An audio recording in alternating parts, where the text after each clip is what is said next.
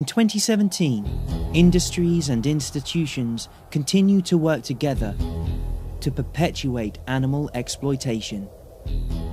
As more and more people became aware of this, the corporations became desperate, peddling a phony narrative that further undermined the health of our planet and its people.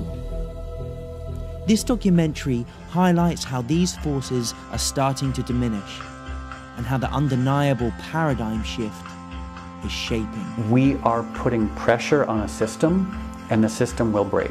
There's 66 billion animals that are being slaughtered every year. So should we all be going vegan? And I think more and more, particularly as technology brings us closer to that process, people are opting out of that system. People are going vegan left and right. This year has been amazing for the vegan movement. Today people understand how cruel the fur industry is. I promise you a future exists where every animal is treated with love, respect, kindness, dignity and compassion. I believe we're close to the tipping point. And the debate started. What is milk? It's just about understanding what's better for you. You know, humans, animals, our planet. Within weeks and months of watching the film, they're feeling better than they ever have. Moving to a plant-based diet is really just a solution to so many of the most pressing problems that we face today. It'll become the single biggest movement in 2017. It's something that everybody can try. And the progress is all around us. The world really is changing. I'm so incredibly optimistic. It will happen. As Nelson Mandela said, it always seems impossible until it's done.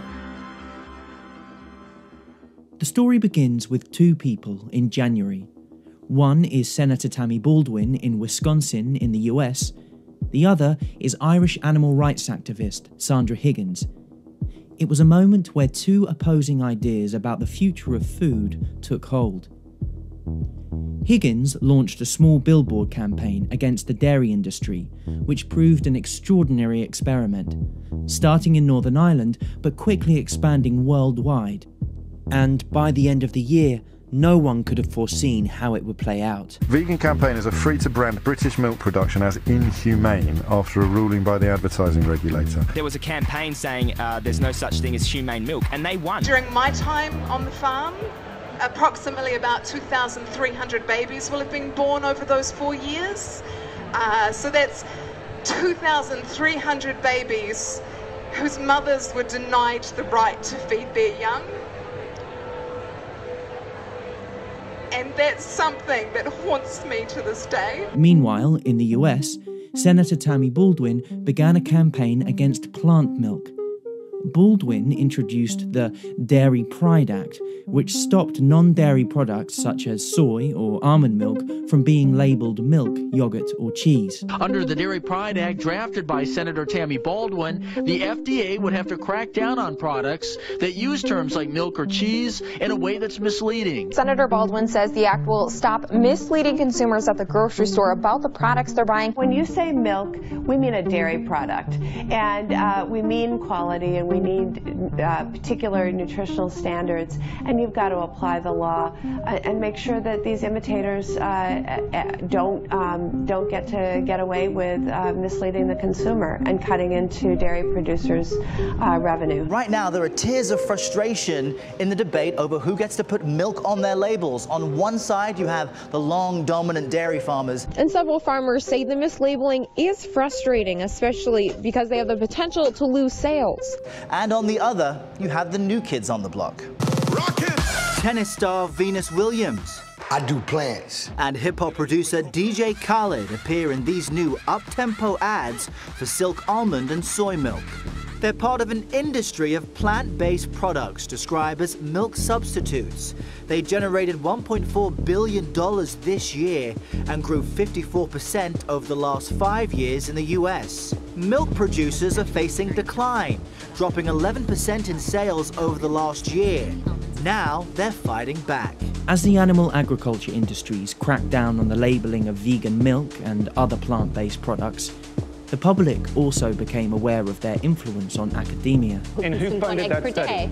But that wasn't Iran. Who funded that study? Funded by industry. That was an egg industry-funded study. This is the most unscientific discussion I've ever had in my life. Why don't we get, am I on the doctors or am I on some kind of show? Seriously, guys, stop for 1 second. That is not science, that's a lie, Travis. Films that provoked major change came out, and awareness grew around the collusion and corruption in government. Through many mechanisms, the government is very supportive of legislation that protects the animal food industry. The U.S. government is responsible for the fast food crisis, the health crisis, the environmental crisis, by subsidizing this horrible food, by subsidizing animal agriculture. Our taxes are being used to subsidize the production of the food that kills us. A lot of money is being made selling people highly concentrated animal-based foods, and a lot of advertising, promotion, and education is being promulgated in the interest of promoting these foods. We go to these conferences and sponsored by McDonald's and Coca-Cola. 18% of our gross national product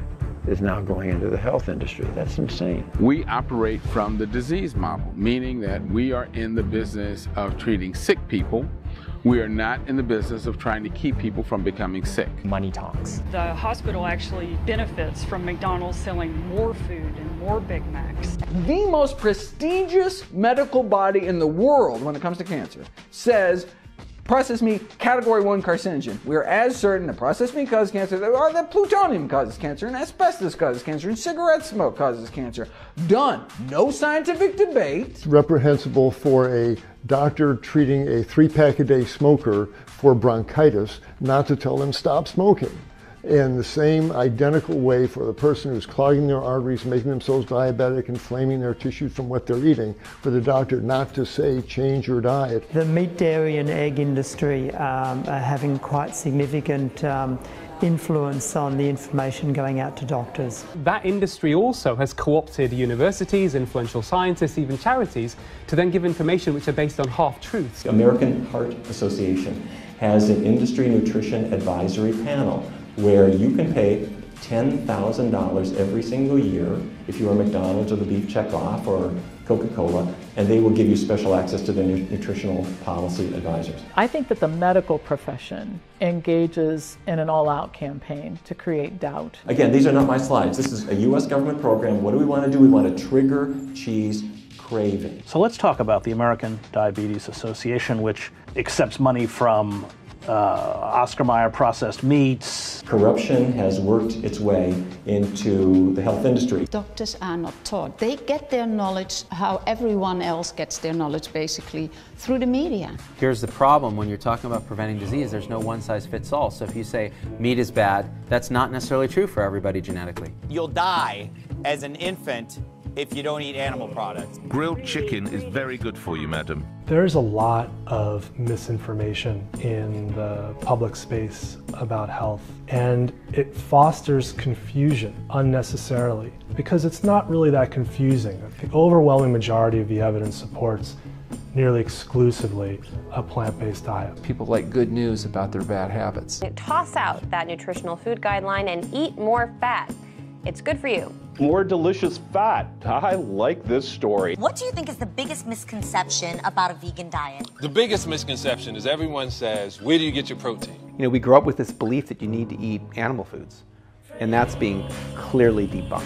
And that, I think, is one of the most important things that's happening right now. I grew up thinking that we had to eat animal products. I grew up as a typical proteinaholic. The Academy of Nutrition Dietetics says that you can meet all of your needs for every stage of life on a vegan diet. You know, that's the largest group in the world saying that, so, I mean, it's pretty convincing. A world record-holding strongman is vegan. Mr. Universe of a few years ago is vegan. World record-holding ultra-marathoner. UFC fighters, football players. Being a professional athlete and a vegan, some people may think that kind of doesn't go together naturally. Yeah, I think the experience has changed all of that for me and for anyone that's looked into it. There's plenty of athletes all over the planet now, and for me, the experience of it, I felt so much better within days. I felt a difference in me as an athlete. It was a test and it was a challenge because I thought maybe I will get worse. I didn't really know. I thought the protein myth and all this stuff. There's a lot of myth about it because people are afraid if I don't eat meat, I will run into a protein deficiency.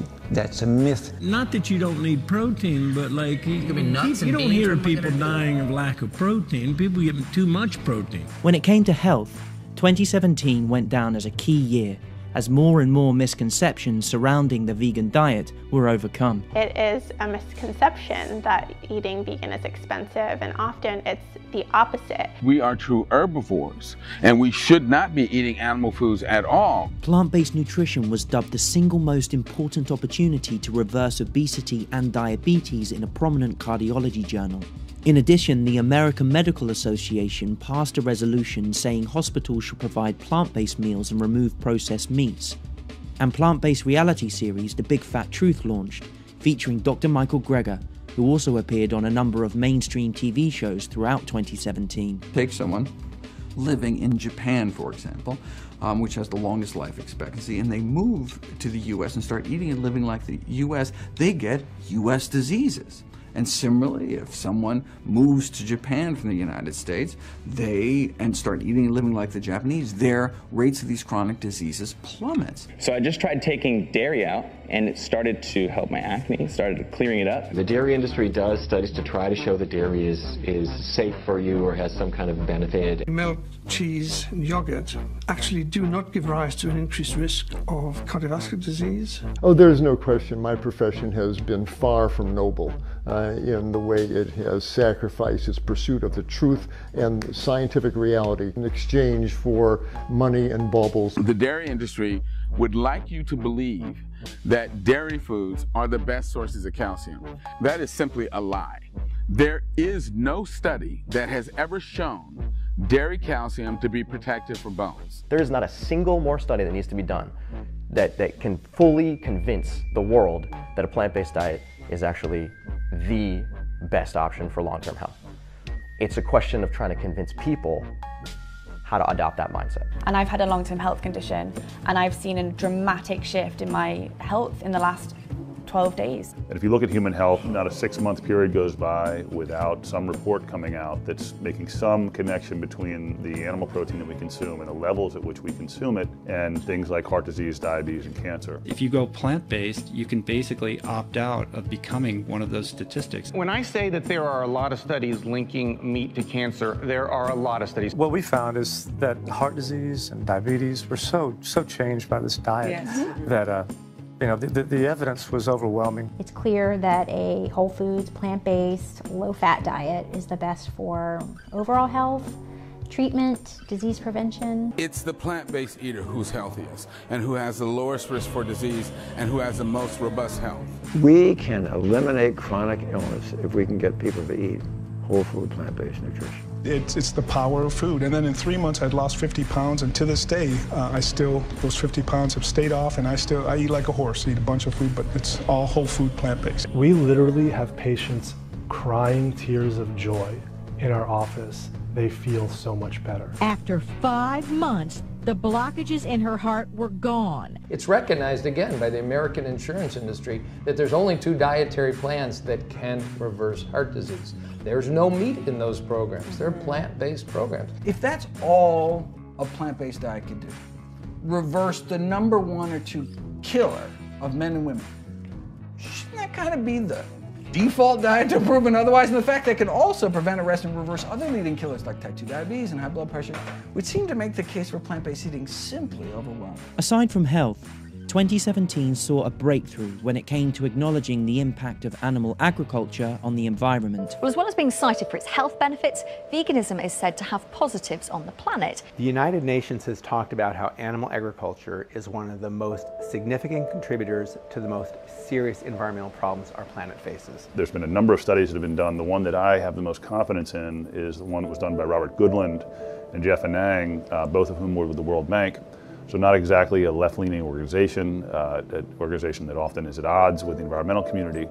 But what these 2 scientists wanted to do was to understand what's truly driving the majority of emissions in the world. So they looked at livestock, and they came up with a number that said, it's 51% of greenhouse gas emissions can be attributed to livestock. One of the major contributing factors to global warming is industrial meat production. As people want to increase meat consumption, That in turn is spiking the growth of greenhouse emissions coming out of the agricultural sector. Factory farming is responsible for most of the air, water, lands pollution that disproportionately affects our poor communities. The raising of meat causes more global warming than cars and planes put together. They say the #1 cause of global warming is the animals you eat.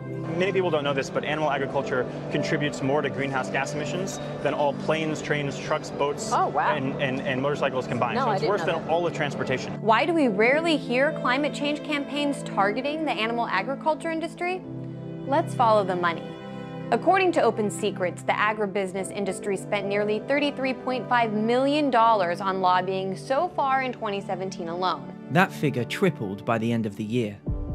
Meanwhile, a NASA-sponsored study showed that global methane emissions produced by livestock are 11% higher than estimates made last decade. And according to a report led by the Food Climate Research Network, based at the University of Oxford, switching to grass-fed meat does not benefit the environment any more than normal meat. Other articles also came out in several scientific journals, including in Nature and The Lancet, highlighting the deleterious environmental effects of animal agriculture. There was a recent study that came out this week that said that if everyone in the United States switched from eating beef to beans, we would actually meet our climate change goals immediately. It takes about 8 pounds of plant protein to produce 1 pound of animal protein. It's ultimately it's a very lazy way to get protein. Each and every one of us has the power to cut down on the consumption of meat eating. To feed the growing world population, is it necessary that consumers switch to a more plant-based diet? By choosing plants instead of animals, we require far fewer resources, less water, less fossil fuels, less land, which means that we don't need to cut down rainforests. We can let natural ecosystems grow. We can allow wildlife habitat to exist. It's shocking what's happening. There's never been any point in time like this. We're in the Holocene extinction. It's proven. It's extinction based on human impact. Our existence on this planet is only temporary, but the world that we leave behind will define the future and outlive us forever. A lot of people ask if people really can make a difference, and my answer is no. It's not that people can make a difference, it's that people do make a difference. Please consider my generation and future generations and know that we are worried about our future on this planet and we are looking to adults to help. I honestly feel like when I was younger I knew I would change the world in some way. I would be part of a movement, and I didn't know what it was back then. But I'm convinced 100% with all my heart now that I know it's veganism, because we're just changing the world. Pero también hay muchas frutas, vegetales, hay granos que se pueden comer y dan proteína, dan todas las vitaminas necesarias. People do realize slowly that non-human animals are not things. On dit qu'une idée révolutionnaire a 3 étapes avant d'être adoptée. And I've just seen an amazing transformation. I just want to share it with people. Pretendemos que no se escuchen, ya que no escuchan a los animales que van a matar, que sepan que estamos en contra de esa barbarie, que sepan que hay gente inteligente en este país que no apoya esas estupideces. Each one of us can choose whether we want to increase the amount of mercy in the world or the amount of misery in the world. The right to life, freedom, and justice are considered inalienable rights for humans. But one group staged a protest today demanding that non-human animals also be granted those rights. People don't have to eat animals to live. All my favorite foods like pizza and mac and cheese, I can still eat in a vegan version. Always speak out. It doesn't matter if your hands are shaking. The earth can't wait for us. We have to change now. Social media is the most important thing for the movement. I got a bag from Whole Foods, and I got a bag from Trader Joe's, and it's all vegan. So today I'm going to be talking about how I started to be a cruelty-free makeup artist. We stop the truck so that we can get footage of the animals. We look at the animals to see what their health status is, but really it doesn't matter because at the end of the day they're all going to be slaughtered. So we're here just to show that these are living, breathing animals and that their lives matter just like yours matters and mine matters. They feel pain and suffer so do we, and we just want them to be respected. We're bearing witness to animals going to slaughter, and we're saying to the world, like, look at their faces, look at them in the eye.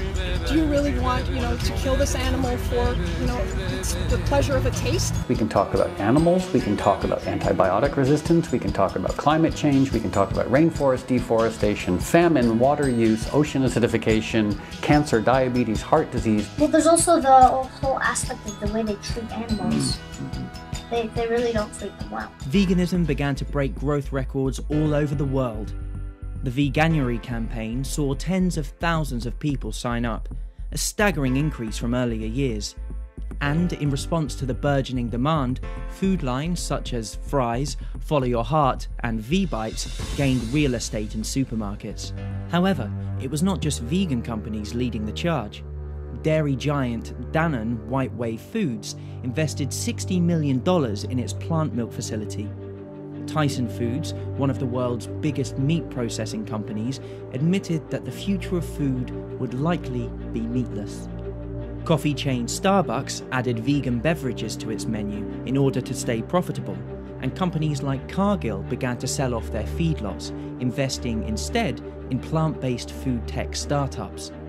These companies received record amounts of funding throughout 2017 as they began to mimic the taste and texture of animal meat using plants. It looks like meat, tastes like meat, yes, even bleeds like meat, but it's actually made from plants. I'm enthusiastic about the incredible amount of money that's being pumped into the movement. If you look at what a couple of companies in Silicon Valley raised in terms of venture capital, that's more money than the whole animal rights movement combined. We've raised more than $100 million. Within 10 years, we certainly expect our investors to be able to get their money back. I gotta say, it's good. It even oozes like grease. It bleeds on the grill a little bit. So it's made out of peas. What's the grease made out of? Well, it's plant-based grease too. We're taking plant material and we're running it through a process of heating, cooling, and pressure that stitches together the protein that's present in plants in a format that's very similar to how it's present in muscle or meat. And so we're essentially taking the animal out of the process. You say it's possible for meat lovers to move the plant protein and not miss anything. Yes. Impossible Foods' plan is to invent new choices for people around the world that satisfy their taste for delicious meat. This offers a huge opportunity for entrepreneurs, businesses, scientists. BurgerFi, it's a chain with more than 100 locations across the country. They're going to start offering a plant-based burger that they say actually looks and tastes like the real deal. Oh my God.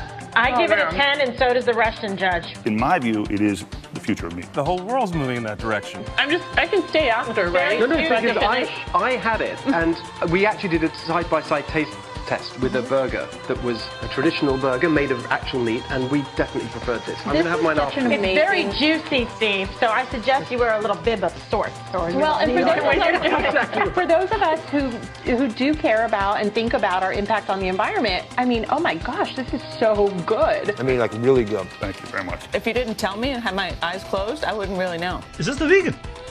I honestly thought that was the chicken. Like seriously, how could you even tell that this was vegan? Another product gaining widespread attention and funding this year was lab-based meat.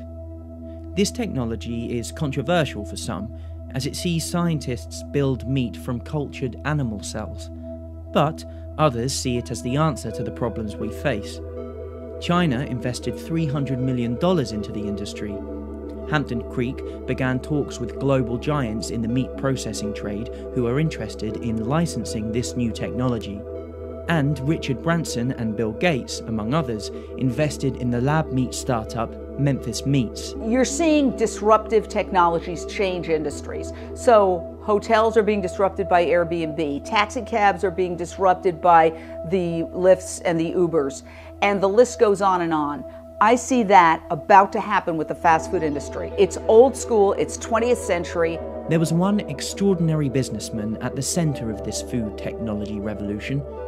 Jeremy Coller and his FAIR initiative quickly gained the backing of an investor coalition worth almost $3 trillion. This powerful group of disruptors not only invested vast quantities of wealth into the meat replacement sector, but also applied pressure on the 16 leading food companies, including Tesco, Walmart, and Target, to switch from animal-based protein to plant-based protein. As this happened, more and more companies and restaurants realized the increasing popularity of vegan foods and began releasing products. With interest in veganism on the rise, so too is the demand for meat-free alternatives. I mean, there's so many great vegan restaurants and like dishes, and it's much easier than I thought it would be. I mean, change is really happening. You now have major companies that are starting to invest in developing vegan protein products, vegan plant milks, and so forth. Now we have plant-based meats and plant-based cheeses, and there's almost nothing that I used to eat that I can't eat now in a plant-based version. Despite the progress, there were some strange events. The high-profile plant-based Impossible Burger was not deemed safe for consumption, but very few questioned whether anything was wrong with traditional meat. Hampton Creek's vegan products were dropped by American retailer Target after unsubstantiated safety claims, and nobody knew why. But progress was really hindered in the UK, where MPs attempted to scrap the law recognising animals as sentient, and the Bank of England released notes containing beef fat, symbolic of the deception the animal agriculture industry relies on for its continued existence. In addition, despite removing dairy from its draft dietary recommendations, the Canadian government insisted on investing $350 million into new dairy support programs. It was another contradiction that made us question the actions of those in power. And as we did this, we realized they did not care. They continued to subsidize industry to the tune of tens of billions. The flaws in their system became more obvious to the world, and revelations came to light about animal abuse. This is the captive bolt gun. Collusion between industries. An investigation revealed that some factories had been bribing inspectors and politicians. And the antibiotic resistance crisis. Use of antibiotics in livestock can lead to unhealthy, even dangerous outcomes. Antibiotics are losing their efficacy because of their mass use in industrial meat production. 80% of all antibiotics in the US are used on factory farms. Leading to a major medical crisis. Using antibiotics and misusing them just to make animals get fatter, or so you can cram more together and have more stressful conditions and feed them worse diets is the worst way to be using these incredibly important drugs. Most animals raised for food in the United States are grown inside giant industrial buildings called factory farms. For the first time ever, we have compiled drone footage of these facilities across America. If something is considered standard agricultural practice, it is exempt from cruelty prosecution. It is that loophole that allows pigs to be slammed into the ground head first, for pigs to be castrated and have their tails cut off without pain relief, chickens to have their beaks cut off, animals to be crammed in cages on factory farms. In 1992, 30% of pigs were kept on a factory farm in the US. By 2016, it was over 97%. Now let's face it, this is not an industry. It's an atrocity. It's like any pictures of animals cooped up. You don't want them to be like that. You want them to be free in a field. They have a war waged against them. Animal rights campaigners claim conditions there are appalling. There are many alarming revelations. In these concentrated animal feeding operations, crowded, stressed, standing around on their own feces. When we consume, what's called meat, this is the body of a living, feeling individual who wanted to live. So this is not just some personal choice. And at the slaughterhouse, they will be shot in the head with a bolt gun, which will fire a bolt through their skull to pierce their brain, and they call that humane slaughter. The conditions that these animals live in are absolutely horrendous. The crises were piling up, but the mainstream media would continue to peddle a false narrative, helping the world's most powerful industry instead of challenging it. A recent survey has shown a worrying trend among young people under 25 for dairy-free diets. My son only eats chicken fingers. I wear leather. That you are lacking in nutrients your body needs. Almond milk and soy milk seem to be okay. Dairy's better. The mainstream media will never tell our story because the advertisers are the meat, dairy, and pharmaceutical industries. Those industries stand to lose big if America and the world goes plant-based.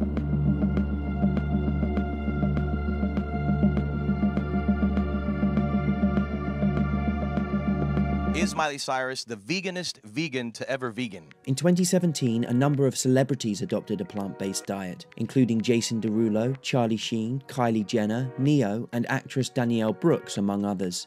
Leonardo DiCaprio and Serena Williams invested in vegan brands. NFL champion Roland Williams urged fans to leave meat off their plates. Paul McCartney demanded that only vegan food be served at his concert. David Attenborough ditched meat.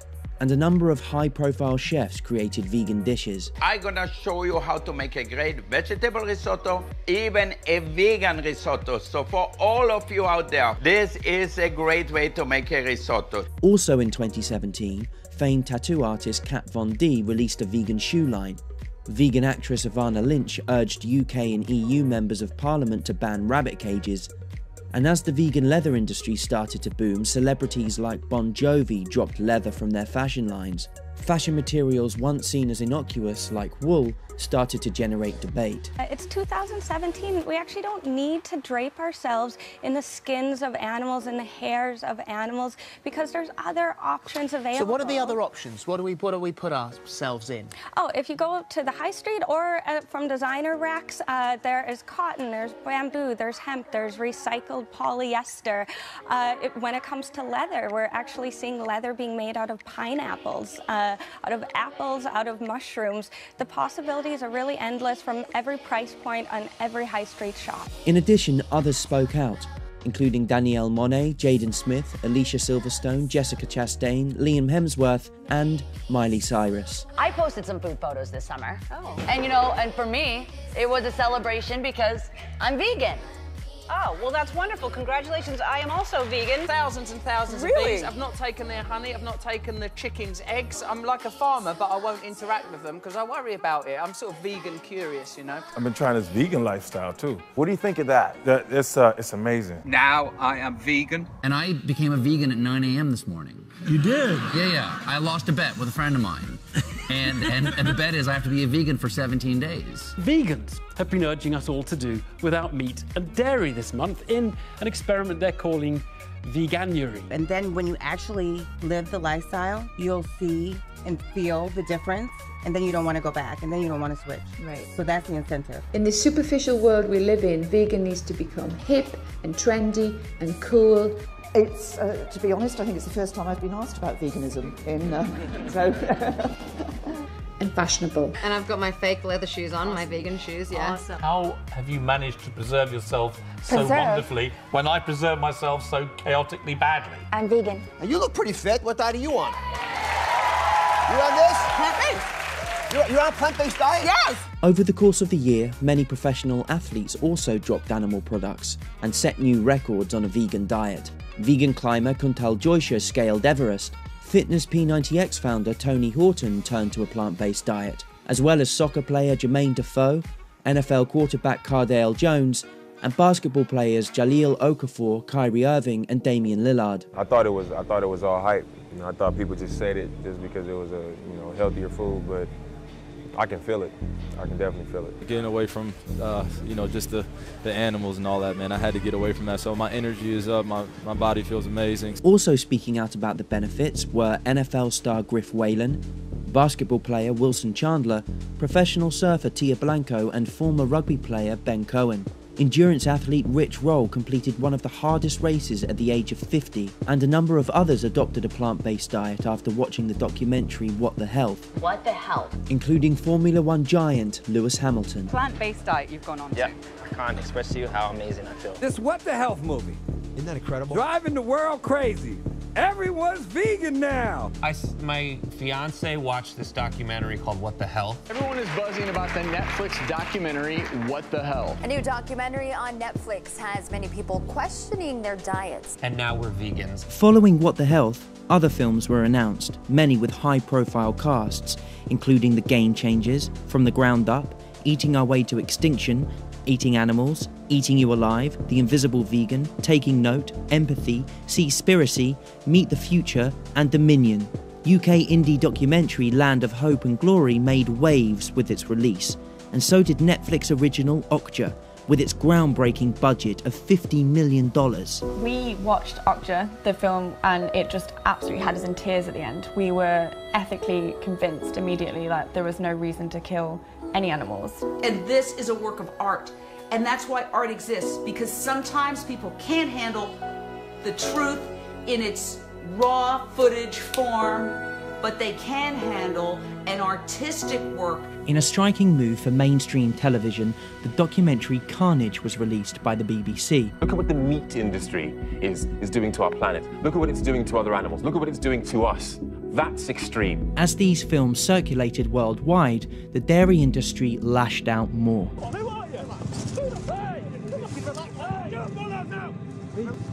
Just go. Okay. The dairy crisis is still putting many farmers under intense pressure. Peaceful protest. Go out there on the footpath where you belong. Once a sideshow in the animal rights struggle, the dairy industry became, in 2017, a key and central battle, and one the industry was losing.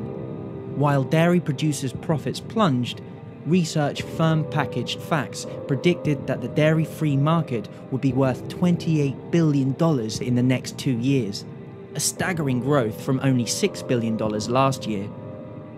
Industry leaders admitted the dairy sector is facing an existential threat from vegan campaigning at a recent industry summit.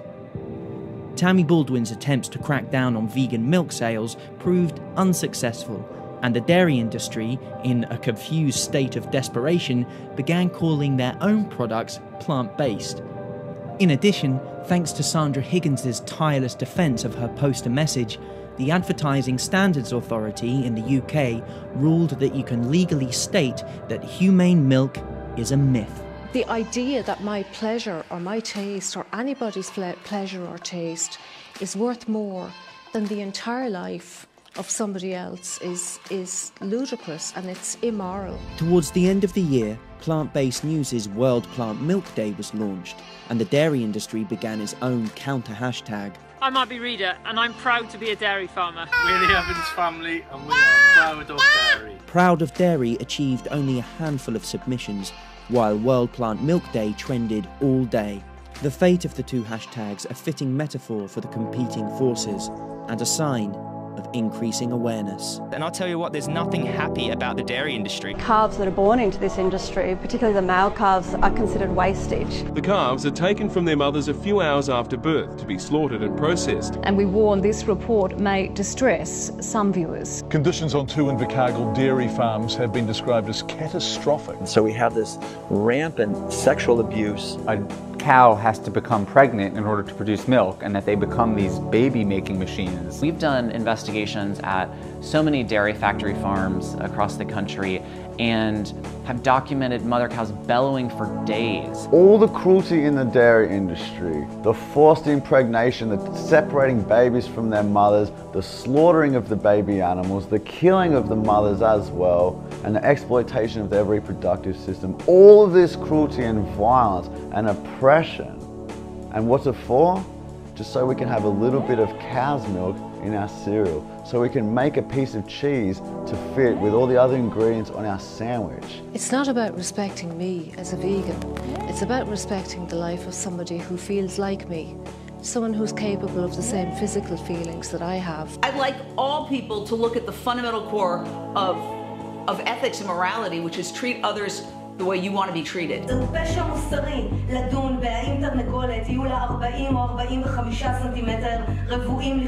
If we were telling people what they already knew, then we wouldn't be doing our job as activists. We need to tell the world what they don't already know. And what they don't know is that humane meat is a lie. And our aim really is for total animal liberation. We're abolitionists, so we want to end all animal exploitation, whether that's for food, clothing, animal testing, or animals in entertainment. Throughout 2017, it was revealed industry representatives carefully watched vegan activists, recording their speeches and compiling documents on how to combat advocacy. Press releases were published in an attempt to discredit their arguments, and FBI agents raided animal shelters in an attempt to intimidate animal rights activists. It's absolutely true that Most senior counterterrorism officials would be appalled by by this recent conduct of the FBI, and to pursue these animal activists instead of the people who are actually abusing the animals is actually a massive waste of resources. I think we'll continue to see a lot of resistance from animal agriculture in this country. This is a $250 billion industry. A lot of people's livelihoods are dependent on it. Anytime animals are being tortured, follow the money. We're up against a $1 trillion industry. We are living in a world that's deeply steeped in carnism. As the meat industry tries to suppress us. It's a powerful industry we're going up against. They spend hundreds of millions of dollars on lobbying. They spend, I think, billions of dollars on advertising. You know, there are so many subliminal, manipulative techniques that are used by the advertising industry to encourage people to eat meat. They associate it with social status, with family values, with sex appeal, with masculinity, with upward mobility, with all these things that it has nothing to do with. Because for all of their money and for all of their political influence, we have one thing they will never have. We have the truth. Disproportion between that little bit of extra pleasure you might get from eating meat and the phenomenal amount of destruction required to produce it should surely commend it to anyone as a stupid thing to do. If you spent 1 minute in their shoes, if you knew what that was like, I know you wouldn't do it. Just look into the eyes of an animal who's suffering, who's about to be brutalized and torn to pieces on the slaughter line. And stuffed with all kinds of carcinogens, the growth hormone, the steroids, the Prozac, the antibiotics, stuffed with that shit. In every movement in history, movements have grown and changed the world when people have the confidence to speak truth to power. You really can't be an environmentalist and not be vegan. You really can't be a feminist and not be vegan. And if you look at human history, there have been a number of institutions and behaviors that we now look back on and are appalled by. If you look at everybody in the history of making a change in the world, they were verbally and in much earlier times physically abused. The suffragists who were fighting for the women's right to vote, they were seen as hysterical, anti-males, you know, and it's a way of shooting the messenger. If you shoot the messenger, you don't have to take seriously the implications of their message. 100 billion animals made to be born into suffering to destroy our planet and to be the worst karmic disaster in the history of the world, reenacted every year, is unconscious behavior. Animals can't speak for themselves. They're so defenseless, and they're the most innocent, vulnerable beings on Earth. And I think at some point we're going to be looking back on today and saying, how could we have supported the system that was so harmful? And it's really basically habits. We're creatures of habit. We're also social animals. So if everybody around us is doing something, we start doing it, often without thinking about it. It's blatantly obvious now that we do not need to consume animals to be healthy. We'll be far healthier without them. She got her life back.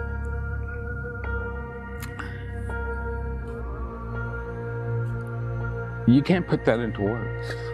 We like to think of ourselves as moral and kind and just, and extending that circle to include animals, I think, is the ethical calling of our time. So we need to have that bold vision and say, you know what? I think I want to create a world, I know I want to create a world where every single slaughterhouse in this world has been replaced by a sanctuary. And this is my #1 goal, and my #1 goal will be, and it will be achieved, to end animal factory farming. 100% it will end before I die. So we've personally invested in a company doing it for meat, company doing it for leather, company doing it for gelatin, company doing it for milk proteins. There are other companies doing it for eggs, for fish, even for spider silk. We think it's going to be one of the most impactful and one of the most profitable technology revolutions that the world has ever seen. ما يذوقون اللحم يفرحون. الآن الناس عندنا كثير من الأطباء يقول احذر اللحم واحذر الشحم. I think that the oppression of animals is the gateway drug to oppressing humans. If you put a rabbit and an apple in a crib, the baby will eat the apple and pet the rabbit.